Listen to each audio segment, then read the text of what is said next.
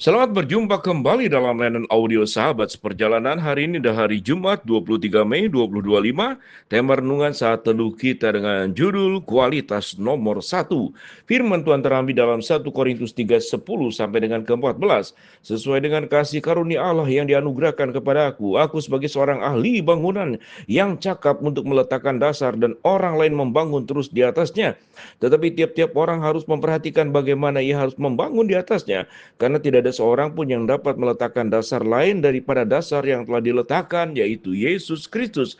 Entahkah orang itu membangun di atas dasar itu dengan emas, perak, batu permata, kayu rumput kering, atau jerami. Sekali kelak pekerjaan masing-masing orang akan nampak seperti hari, karena hari Tuhan akan menyatakannya, sebab ia akan nampak dengan api dan bagaimana pekerjaan masing-masing orang akan diuji oleh api itu. Jika pekerjaan yang dibangun seseorang tahan uji, ia akan mendapat upah. Mari kita berdoa. Bapa yang di dalam surga, kami ingin belajar dalam hidup ini memberikan semua yang terbaik di seluruh aspek hidup, khususnya di dalam hidup berjalan bersama dengan Tuhan. Dalam nama Tuhan Yesus kami berdoa, amin. Shalom sahabat seperjalanan yang dikasih Tuhan. Kualitas nomor satu ini seakan-akan sebuah slogan iklan yang seringkali disampaikan kepada para konsumen supaya bisa membeli seluruh produknya. Ada satu dalam masa kecil kita masih ingat bahwa kecap selalu nomor satu, tidak ada kecap nomor dua. Bahkan kadang kualitasnya nomor dua, kualitasnya nomor tiga. Kalau bisa kita tetap mengaku sebagai kualitas nomor satu supaya barang tetap dijual. Bahkan ada banyak upaya-upaya pembuktian bahwa barangnya itu berkualitas. Tetapi yang menarik, di dalam banyak sekali iklan-iklan yang disampaikan lewat multimedia, lewat brosur, saya seringkali melihat bahwa apa yang terlihat di brosur ternyata tidak seindah aslinya. Satu kali saya membeli sebuah kaos memang untuk Natal dan kemudian kaosnya sangat menarik sekali waktu di brosur merah dan kita tahu dengan jelas suasana Natal itu dominan warna merah dan warna hijau. Lalu ada gambar Santa Claus di sana, ada gambar pokoknya pohon Natal. Jadi ada gambar dan menarik sekali warnanya. Kemudian saya minta anak saya untuk membeli di online, kemudian sampailah barang tersebut. Setelah saya pegang, memang mengecewakan sekali. Warnanya jauh sekali daripada warna yang ada di brosur yang kelihatan merah, bagus, merah menyala.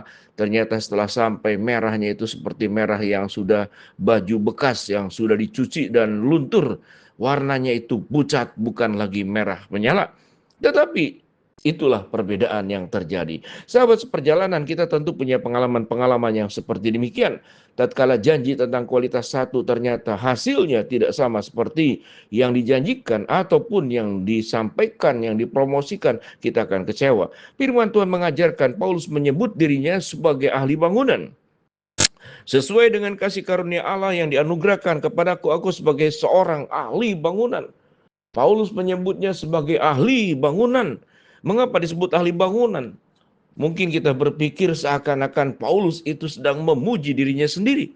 Tetapi Paulus di sini waktu menyebut sebagai ahli bangunan yang cakap telah meletakkan dasar, kita berpikir dasarnya itu mungkin karena kemampuan dan kesanggupan, karunia, kehebatan Paulus. Ternyata dikatakan karena aku membangun dasarnya diletakkan di dalam Yesus Kristus. Ternyata tidak ada unsur kesombongan. Ya, dia justru meletakkan seluruh dasarnya. Dia tidak sanggup, dia tidak mampu meletakkan seluruh dasarnya itu adalah di bawah bangunan itu diletakkan di atas Yesus Kristus. Lalu apapun yang dibangun di atasnya, apakah dari emas, dari perak, dari batu permata, dari kayu, dari rumput kering, bahkan dari jerami, semua pekerjaan itu akan nampak kalau dasarnya kemudian tidak kuat. Dia akan di bumi hanguskan dan akan diuji oleh api.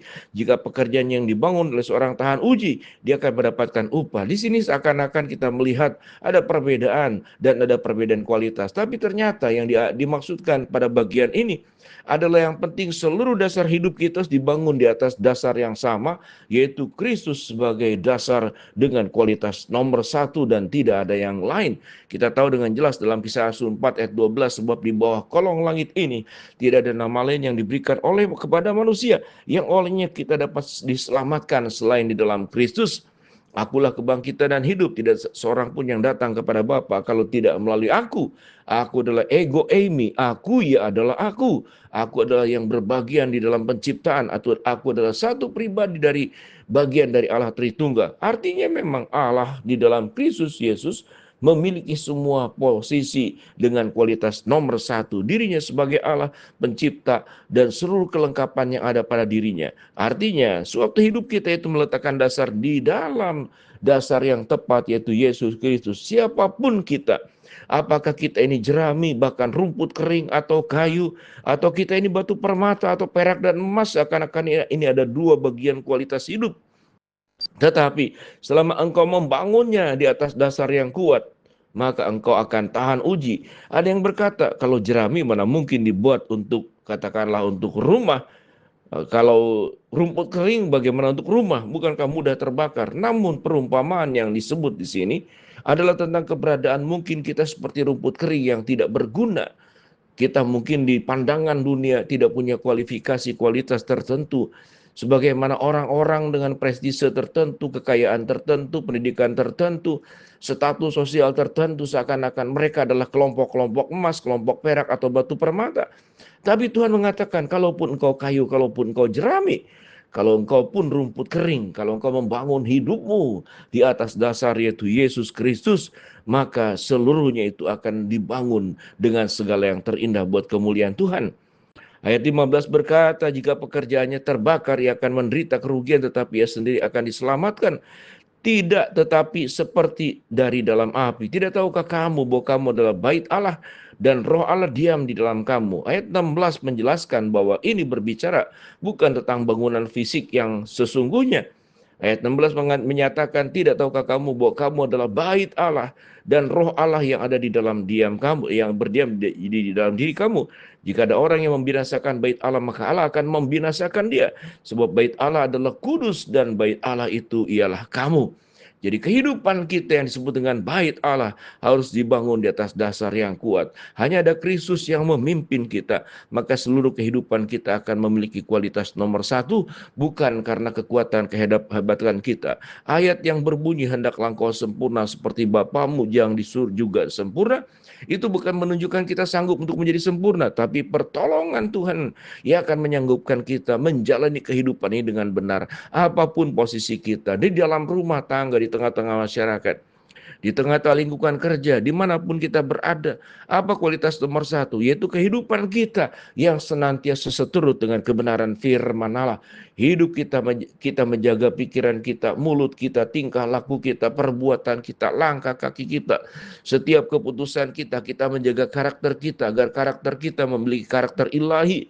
Tidak memiliki karakter-karakter buruk, seorang pemarah, pengfitnah, seorang yang suka merugikan orang lain, seorang yang suka berkata-kata kosor, seorang yang arogan, sombong, seorang mungkin tukang mengeluh, tukang mengkritik.